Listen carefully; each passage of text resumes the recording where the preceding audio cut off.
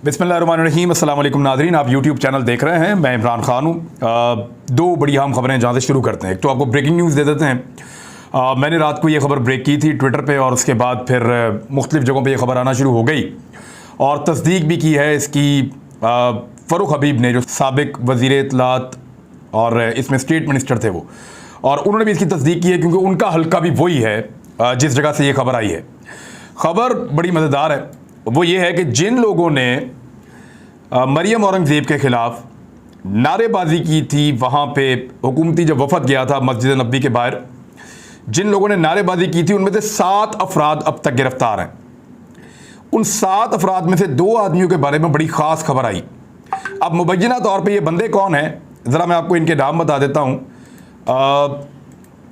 Saudi अरब ने नून league के आबद शेर अली के ख़ास साबका चेयरमैन, यानी चेयरमैन रह चुके हैं पहले PMLN के, और सिटी मेयर के उम्मीदवार, यानी ना सिर्फ चेयरमैन रह चुके हैं बल्कि सिटी मेयर के उम्मीदवार भी हैं PMLN की जानिब से, और चौधरी शेर अली के बिजनेस पार्टनर भी हैं यही शख्स। इनका नाम है ख्वाजा रिजवान। ख्वाजा रिजवान के भाई को, जिनका नाम है लुकमान वल्द इकराम, कौम कश्मीरी बट, इनके भाई को लुकमान को, और अंसर वल्द ख्वाजा इमरान जो इनका भतीजा है उसको, इन 2 लोगों को मदीना शरीफ वाले वाक़े के ऊपर गिरफ्तार किया है। ज़रा दोबारा सुन लें। सऊदी अरब की गवर्नमेंट ने मुबैना तौर पे जिन 7 लोगों को गिरफ्तार किया उनमें से 2 लोगों का पता चल गया है। वो 2 लोग वो हैं जो आबिद शेर अली साहब के वालिद के बिजनेस पार्टनर मुबैना तौर पे, और साबका चेयरमैन और सिटी मेयर के उम्मीदवार PMLN के। उनका एक भाई है जिसका नाम है लुकमान, और उनका एक भतीजा है जिसका नाम है अंसर। इन दोनों को गिरफ्तार कर लिया। इनकी जो रिहाइश है वो गुरुनानकपुरा गली नंबर 2 इनकी रिहाइश है, वहाँ के रहने वाले हैं, और इनको गिरफ्तार कर लिया सऊदी अरब ने। इनको छुड़वाने के लिए जो सऊदी अरब में पाकिस्तानी कौंसलेट है उसके साथ रब्ता भी किया गया है शरीफ ख़ानदान की जानिब से। मैंने चंद दिन पहले आपको कहा कि 2 बंदे ऐसे हैं जो गिरफ्तार हुए जिनका ताल्लुक PMLN से है, और आबिद शेर अली को और सलमान शहबाज को, उनको इस मामले में मुदाखलत करनी पड़ी, और वो कोशिश कर रहे हैं पाकिस्तानी वहाँ पे जो सफारती अमला है उसके ज़रिए से कि कुछ भी करें और इन 2 लोगों को छुड़वाएं। लेकिन ये 2 लोग नहीं छूट रहे क्योंकि मुबैना तौर पे इन लोगों ने इनिशिएट किया था उस सारे मामले को। अगर आप मरियम औरंगज़ेब की तस्वीर देखें तो एक तस्वीर में जब आप बहुत करीब जाते हैं तो जब उनके ऊपर नारेबाजी हो रही है तो आम तौर पे आदमी बहुत बदमज़ा होता है, लेकिन मरियम औरंगज़ेब मुस्कुरा रही हैं कुछ लोगों को देखकर।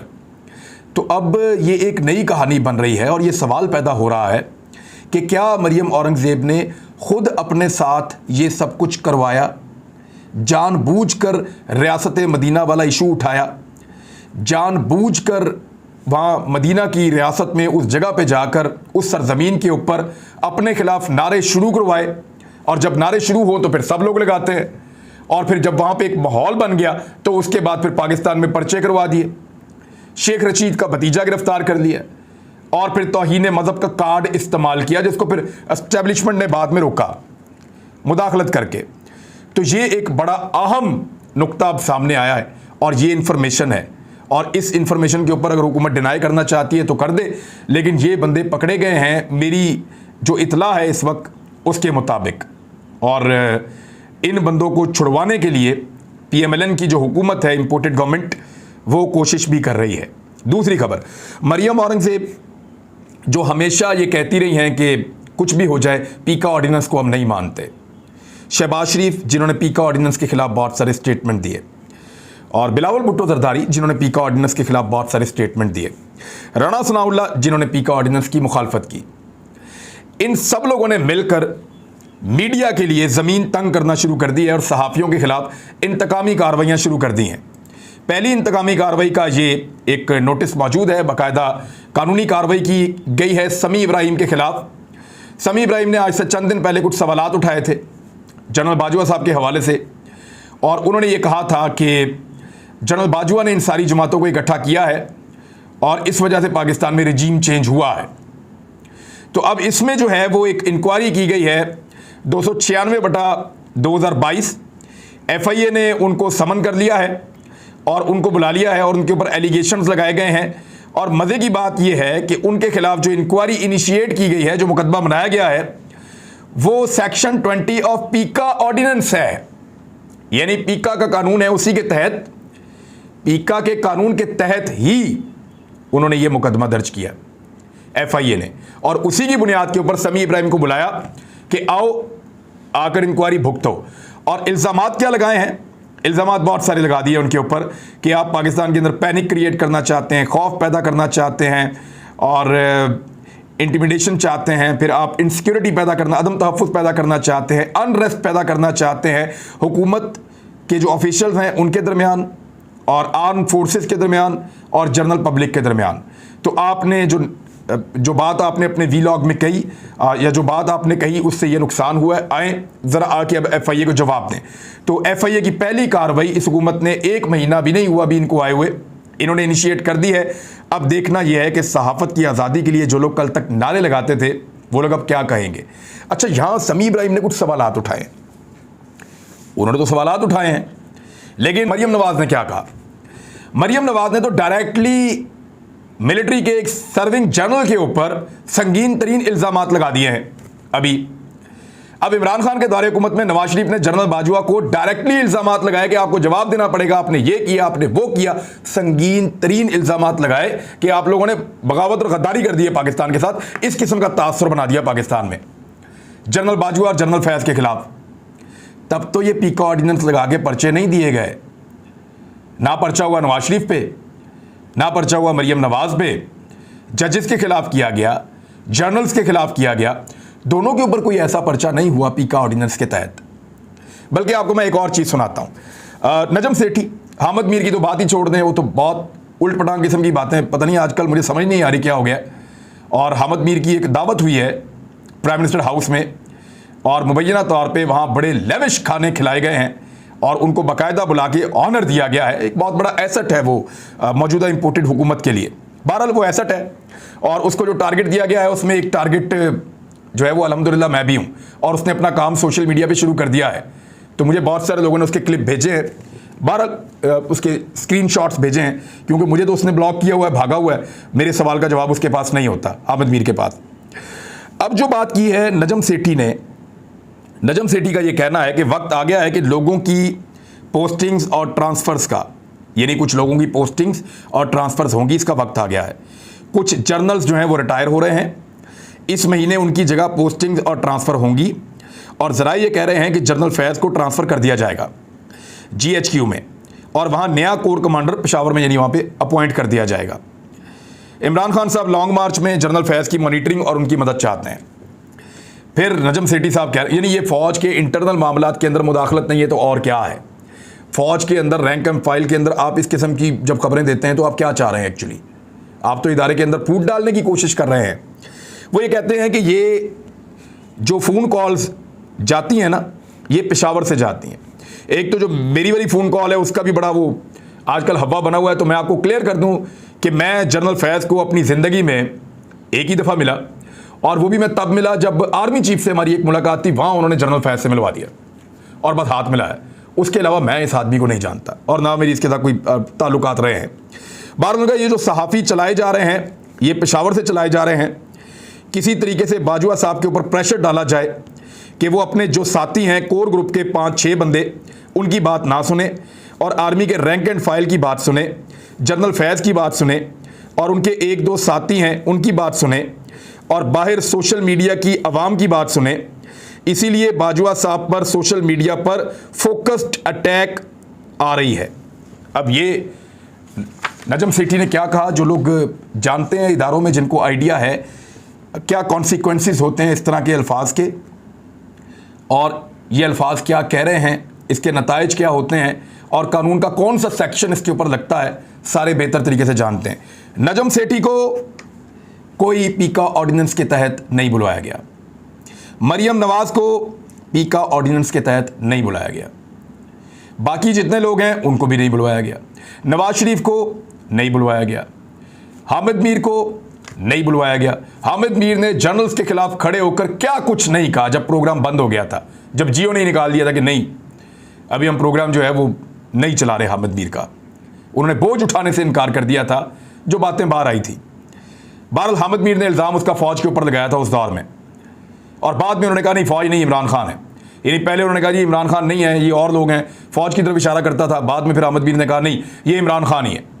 जब सुलह हो गई, माफ़ी तलाफ़ी हो गई, माफ़ी मांग ली, पाँव में गिर गए, तो तब उसने अपना वाकिफ अहमद मीर ने बदल लिया था।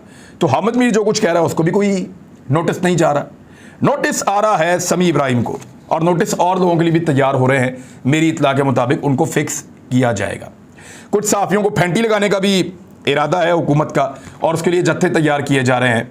और जो एक मुझे आज इन्फॉर्मेशन मिली उसके मुताबिक मॉब इकट्ठा होगा, और मॉब की आड़ में कुछ लोग बीच में शामिल किए जाएंगे, और उनके ज़रिए से सहाफ़ियों के ऊपर हमला किया जाएगा और उनको मारा जाएगा। शॉर्ट लिस्ट कर लिए नाम उनके, बहरहाल देखी जाएगी जो होगा।